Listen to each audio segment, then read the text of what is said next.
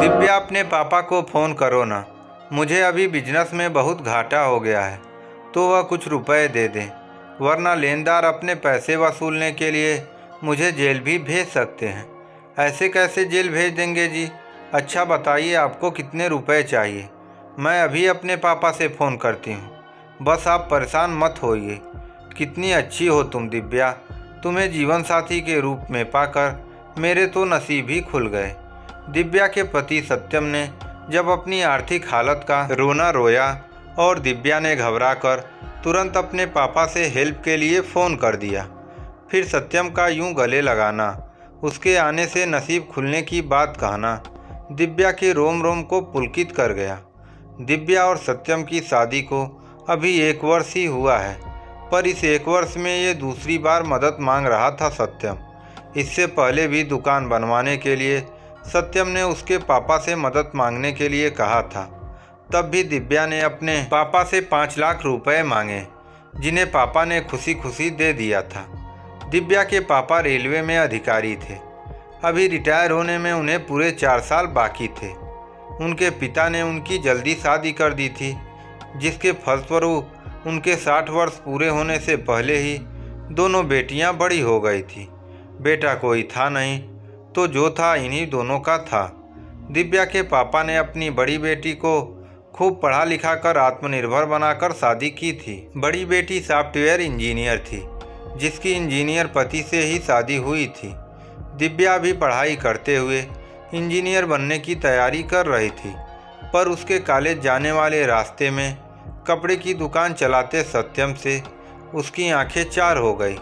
तो पापा का मन न होते हुए भी दिव्या की खुशी के लिए उसकी शादी बिना बाप के बेटे सत्यम से कर दी, क्योंकि सत्यम अपनी माँ बाप का प्यारा बेटा और बड़ी बहन का इकलौता पढ़ा लिखा भाई था। तो पापा को कोई खास परेशानी नहीं हुई थी उसे अपना दामाद बनाने में।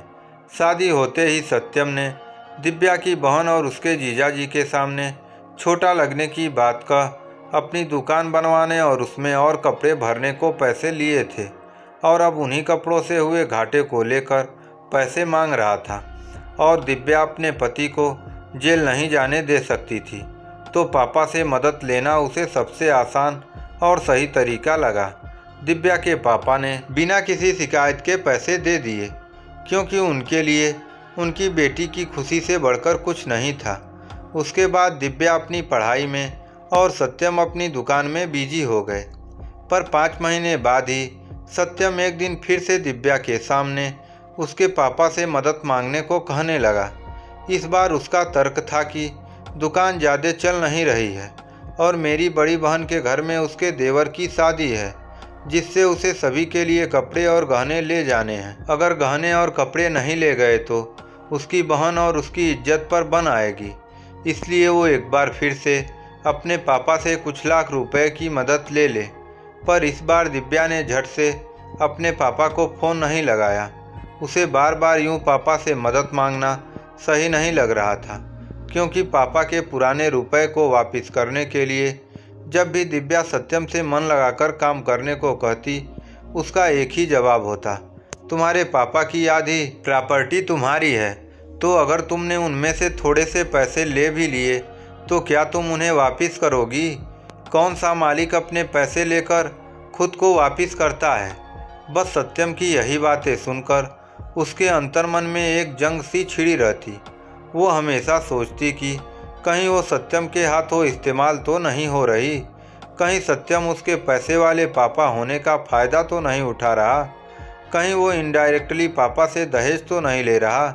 यही सब सोचते हुए दिव्या ने इस बार पापा से पैसे मांगने से मना करते हुए बोल दिया, सत्यम, मैंने 2 बार पापा से पैसे मांगे, क्योंकि तब मुझे लगा कि तुम्हें पैसों की सख्त ज़रूरत है, पर आज तुम पैसे सिर्फ अपने दिखावे और झूठी शान के लिए मांग रहे हो, इसलिए मैं पापा से पैसे नहीं मांगूंगी।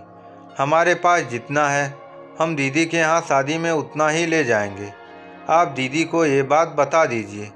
दिव्या के 2 टूक मना करने से सत्यम की माँ उसे समझाते हुए बोली, क्या मतलब है तुम्हारा बहू?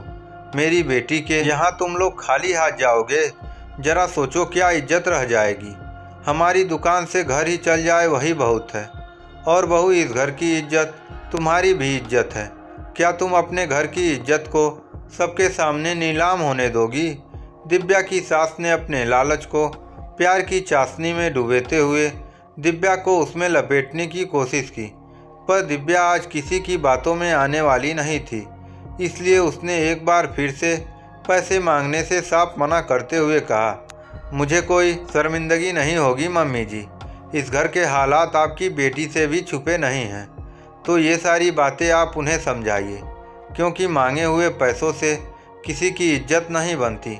दिव्या की ये बात सुनकर सत्यम और उसकी माँ अपने असली रंग में आ गए और उससे ज़बरदस्ती फ़ोन लगा पापा से पैसे मांगने का दबाव बनाने लगे। तो दिव्या ने बिना डरे अपने पापा को पुलिस लाने को बोल दिया और चिल्लाते हुए बोली, मैं नहीं डरती तुम लोगों से।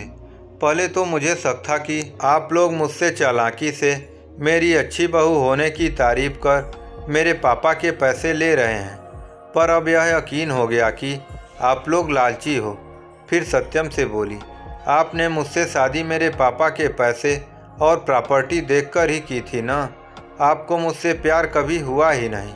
मैं ही पागल थी जो आपकी चालाकी नहीं समझ पाई।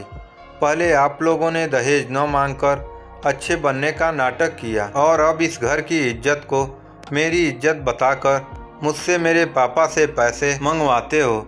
अरे अगर आप लोग मुझे अपने घर की इज्जत समझते तो मुझसे यूं पैसे न मंगवाते। तभी उसके पापा पुलिस लेकर आ गए तो दिव्या ने पापा के दिए पैसों की स्लिप दिखा और अभी किए गए ज़बरदस्ती खींचातानी से पड़े निशान दिखा सत्यम और उसकी मां के खिलाफ शिकायत दर्ज करवा दी, क्योंकि दहेज लोभियों की जगह सिर्फ जेल में है, समाज में नहीं। इस कहानी से हमें यह शिक्षा मिलती है कि अपने ऊपर भरोसा करना चाहिए। परेशानियां एक बार आती हैं, बार बार नहीं। कोई लगातार परेशानी आने का मतलब है कि अब आप लालची हो गए हैं। अपने बाजुओं पे भरोसा करें, न कि खैरात में मिले पैसों की। आपको ये कहानी कैसी लगी कमेंट बॉक्स में ज़रूर कमेंट करें।